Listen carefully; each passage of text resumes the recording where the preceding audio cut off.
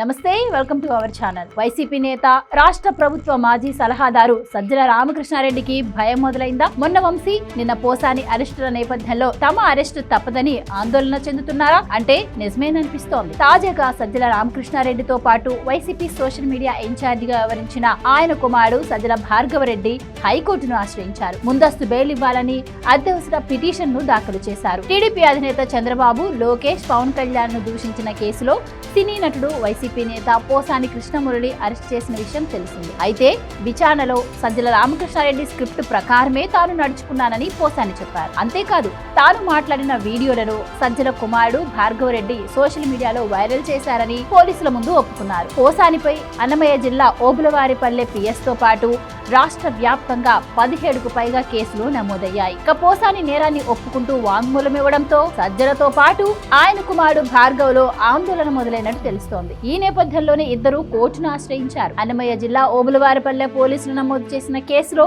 తమను అరెస్ట్ చేస్తారనే ఆందోళన ఉందని, ముందస్తు బెయిల్ మంజూరు చేయాలని కోర్టును కోరారు. ఈ కేసులో A1 గా ఉన్న పోసాని కృష్ణమురళి తమ పేర్లను పోలీసుల ముందు వాంగ్మూలంలో చెప్పారని పిటిషన్ లో పేర్కొన్నారు. తాము అమాయకులమని, అనవసరంగా కేసులో ఇరికించే ప్రయత్నం చేస్తున్నారని బెయిల్ పిటిషన్ లో చెప్పారు. కస్టడీలో పోసాని చెప్పిన వివరాలు మినహా మాకు ఈ నేరంలో పాత్ర ఉంది అనేందుకు ఎలాంటి ఆధారాలు లేవన్నారు సజ్జల. కేవలం రాజకీయ ప్రతీకారంతో తప్పుడు కేసులో ఇరికించేందుకు యత్నిస్తున్నారని ఆరోపించారు. గుంటూరు, పులివెందులలో శాశ్వత నివాసాలు ఉన్నాయని, తప్పించుకుపోయే ప్రశ్నే ఉత్పన్నం కాదని పిటిషన్ లో పేర్కొన్నారు. అవసరమైనప్పుడు దర్యాప్తు అధికారి ముందు హాజరవుతామని చెప్పారు. ఈ అంశాలను పరిగణలోకి తీసుకుని ముందస్తు బెయిల్ మంజూరు చేయాలని కోరారు. Please subscribe to Leo news for more videos.